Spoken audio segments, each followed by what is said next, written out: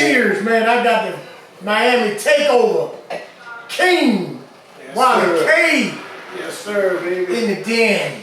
Cheers. Live in the den in my big raw voice, who has been on every Miami takeover party until his death 3 years ago. It's been 3 years?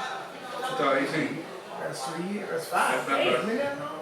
Jeez. Rest in peace, Big Rock. Yes, sir. Wylie K, appreciate you, baby, for coming through the den. Just want to want you to tell your story. The Miami takeover, where it started, not even that. How did you even start? Where you from, first of all? And all of that, man. Let people know where you from. Come from the beginning. Yeah, From the beginning. From the beginning. We want it from the mud, baby. Young boy out there doing it. First of all, it's a president be down in the den, you know what I mean? As a person who watched the internet, you know what I mean? And you know, I guess I'm a den stalker, you know what I mean? I've been watching the joints, you know what I mean? And like I say, waiting on your call. it's finally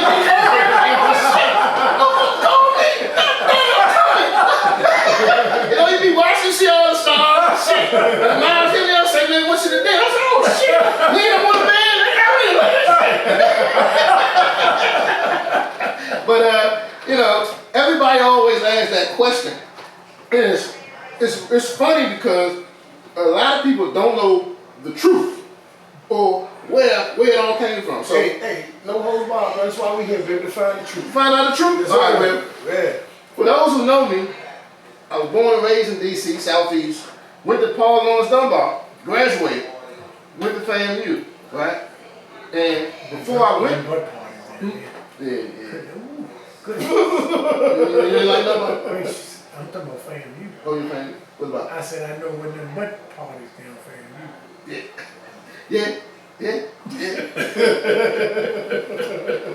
And You graduated from FAMU? yeah, graduated engineering degree. Ooh. And like I said, it was a wonderful journey. They got a lot of boys from DC to come down to FAM. And like there was a lot of us that went from the area, went down there. We kind of stick together. DC is real tight down there, Fort Lauderdale. Not Fort Lauderdale, sorry, FAMU. But I was throwing parties before I left to go to school. So I was always throwing parties in the summertime. So we threw pool parties in my parents' backyard.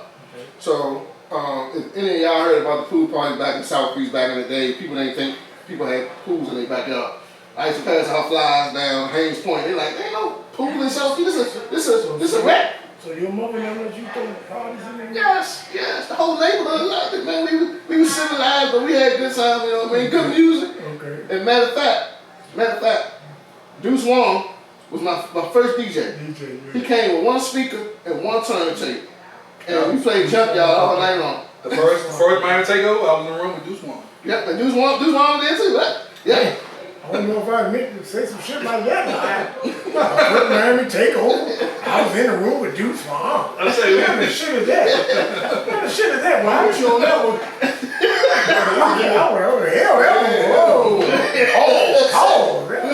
Kept that to myself the way you just came on with it. Hey, everybody in America. That's bad. America, hey, America. Hold on, America.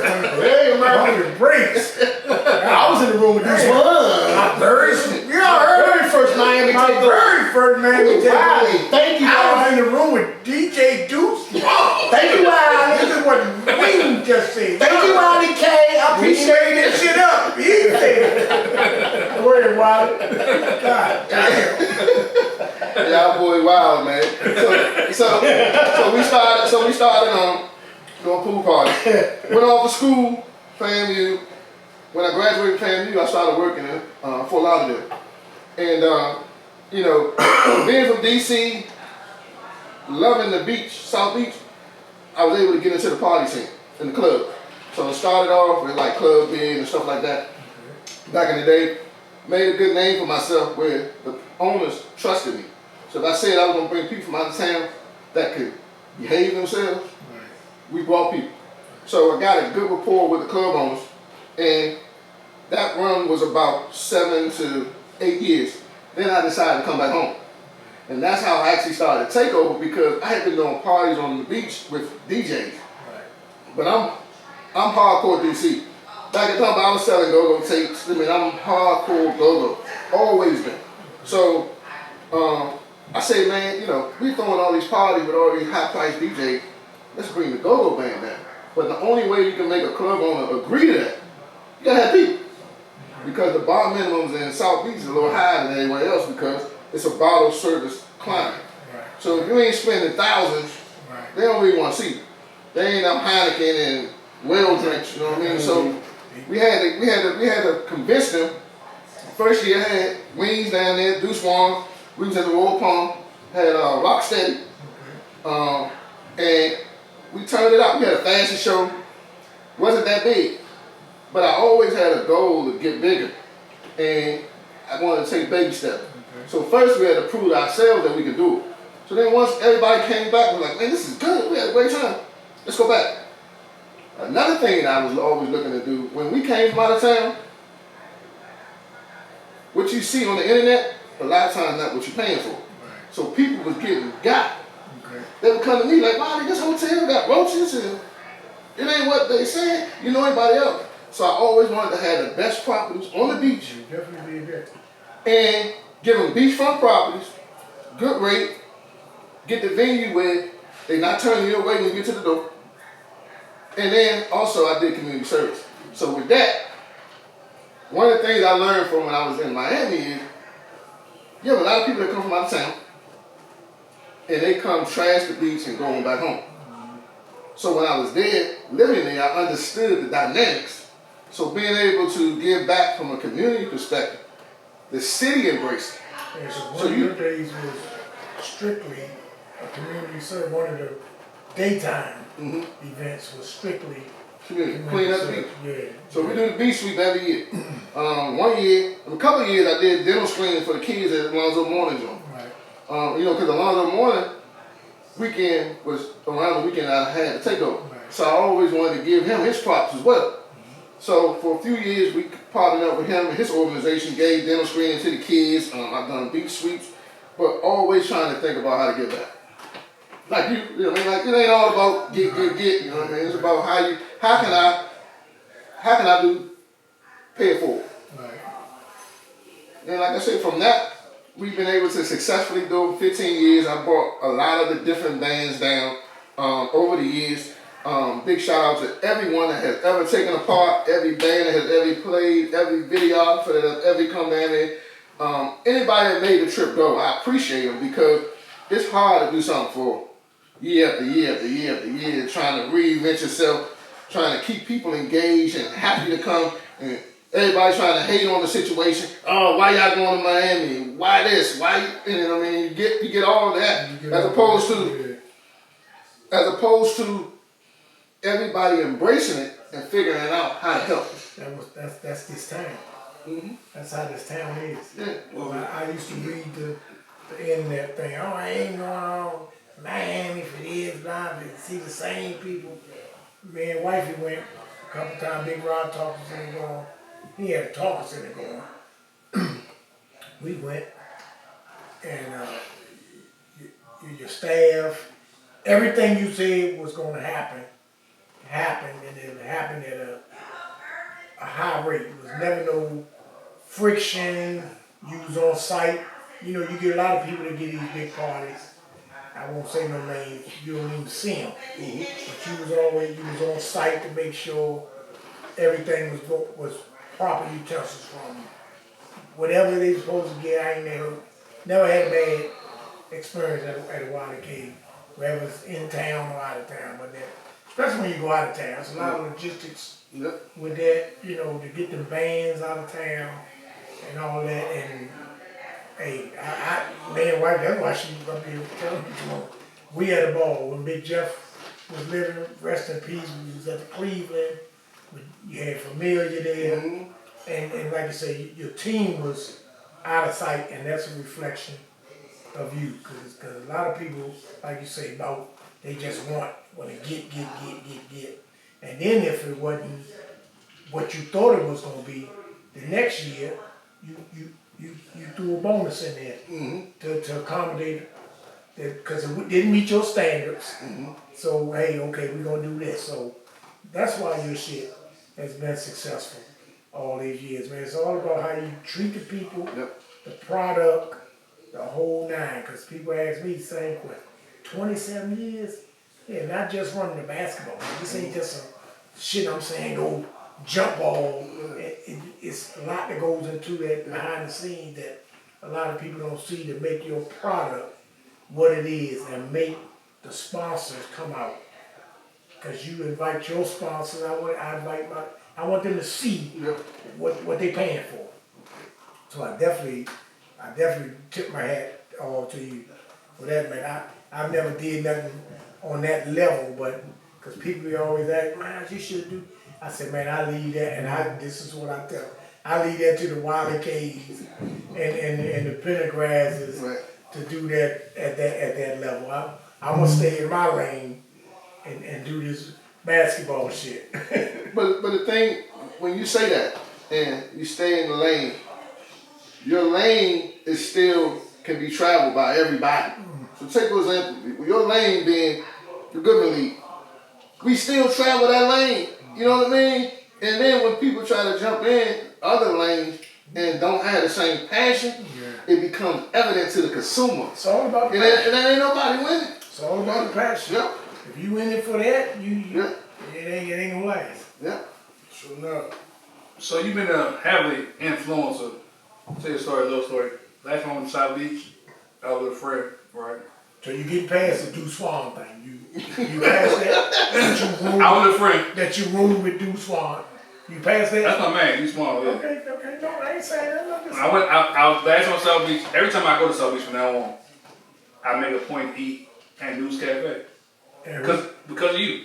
Yeah. Like, you put that spot on. Nobody do it. What's the She name? like, what's News Cafe? I never heard of this spot. I've been to Miami Gulf. I said, What's the name no. of it? My man always ate here. What's Gonna the eat name it. of it? News Cafe. News Cafe. Okay. When the cake was at 8 open.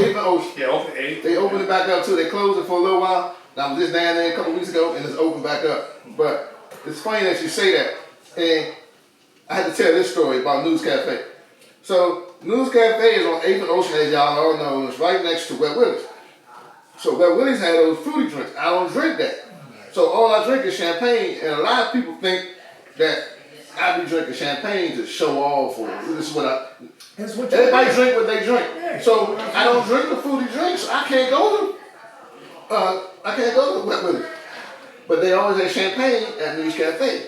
So and they had champagne, and I used to buy it by the bottles. Nobody never knew. So then when I started buying it, more people began to buy bottles at the restaurant. So the owner loved me for it because, like you said, it's about the influence. So when people don't know, they don't do. But then when they see, they do. So when they start seeing it, and then over the years, like Memorial Days and all that, they gave me a sense of celebrity, I would say. Like they made people get up for me. Literally. Like because they knew if I put Wylie on the corner, and I used to promote on the corner. So any event I was doing, I'd be right there. Everybody got to come to that focal point. And that way I didn't have to go everywhere else. Everybody came to me. So when people want armbands, and I could promote. And everybody at Wet Willie's looking down on the corner like, what is this dude doing? Like I'll be there all day, 8 hours. And they have all the tables that number, champagne and bottles and strawberries and fondue. And it's just for me, but that's fun. That was fun to me. And over the years, people begin to like, hey, the food is good too. You know what I mean? But if y'all knew, Versace used to eat there every morning. He used to read his newspaper there. And actually, the day he got killed, he had just left the News Cafe. And that was just one spot. You know, his house right down the street. So he come there, read the paper every day, and go back and forth. But he had just left the News Cafe, the Southeast store. Yeah, so like that first one, 2001, whatever that was, Wylie K had his meetings right there. Yeah. We had to come there to get the brief for what we had to do, right? So, 2023, fast forward that when I was down there with Ocean, my artist, I want to say 21. Remember I seen y'all right there again. Like I was like, dang, I told Ocean like he always is. When Miami talk it over, he's gonna be right. He's gonna find Wylie K right. Top over? Take over. Okay. I thought you was eating. That don't make sense. So I be remiss. I ain't gonna let him drink because I can't remember right now. His name. Yes, but he don't remember. Let the man talk. Yeah, You talking? I mean, my man that passed away. Mm-hmm. You know what I'm talking about? Your. What's your name, man? I can't remember his name. So I'm saying.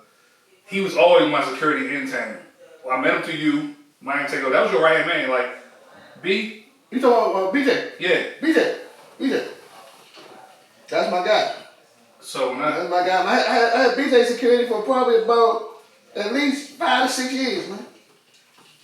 And like I said, when we started doing more and more, and the event started getting bigger, you know, understanding safety and a lot of people, like I say, you gotta understand. I know you in law firm, you definitely get it. You know, one of the things that I used to do before when I go down, I go meet the Miami Beach Police chief, and I tell him what's going on and where we are. You know what I mean? What to look for, where my events are, and it's important because I want my people safe. You know what I mean? Because what happens is you have one incident, right? And somebody have an ID from DC. It'll be on the paper that Miami takeover brought all these people from DC. And, you know what I mean? Oh man, that relationship's great. It's still, you gotta do that, especially out. It gave me the key. Not only in town, but especially out of town. It gave me the key. Like literally, it gave like take for example, going in there to talk to the chief, the lieutenants, the media folks, but being able to get that back to the people. Like when I'm telling the people in the first day and I'm having a comedy show, I'm telling them, hey, don't go on the beach late night. Right. You know what I mean? Thinking it's sweet and it ain't, you know what I mean? Because there's people out here trying to get you. You from out of town, you don't know the street, and you're targeted. So being able to kind of relay that to my folks on a shield type of platform and not enforcement, it's kind of worked out. And like I said, knocking on wood, when I met with him this year, he said, man, you have never had an incident while you were here. Anytime that it's takeover, it's always somebody else or local. So they know it's not us. Right. And what happens is, you know, there's a lot going on the beach now, as you see on the news, from, you know, them not really liking us as people. Right. And one thing I will say is, I understand it because a lot of the locals don't even go to South Beach because of what their grandparents went through, what their folks went through. Like, there's people that live across the tracks and never been to the beach because they wasn't wanted on the beach. And if you remember last year, I did, 2 years ago, I did the big beach party at Virginia Key Beach. Why that meant so much to me was that Virginia Key Beach was the only beach that black could go to in Miami for a long time. And to be able to throw a beach party there, even though it was a little way from the beach, it was great.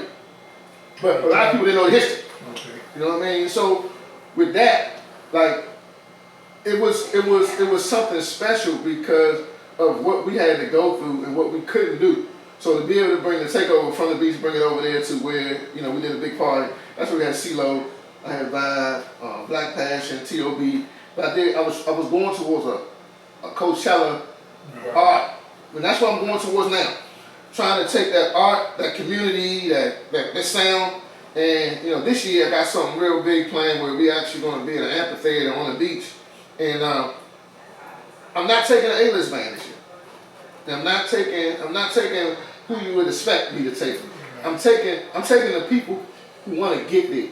Because, like you say, now I'm trying to get that other side. Because you gotta give it up. Pushing them. You gotta give people a shot. Yeah, gotta give them a shot. And they are hungry and they have a good sound. I'm making sure the sound is good, that we got a good pack. Trying to crack your head.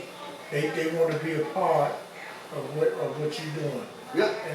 And I feel that because a lot of, like you said, the A-list guys, now they here, they smelling their piss, and they forget that you put them on all these years. Now they want to charge you for Frankie Beverly money. I know it, Wylie. I know. Trust me. I know. But nah, because I know you know. Hey. But nah, because I met BJ through you, and after that, I don't know why he took a liking to me. After that moment in South Beach, in the city, every time I seen him, yo, listen, you good, you good. I didn't have conversations with some dudes, he's right behind me. Like, you good? I'm like, yeah, I'm good. BJ a good dude, man. He's a good dude. You better take a pause for the calls, pay some bills. We'll be right back live in the den. with the one and only Wylie K, aka Mr. Miami.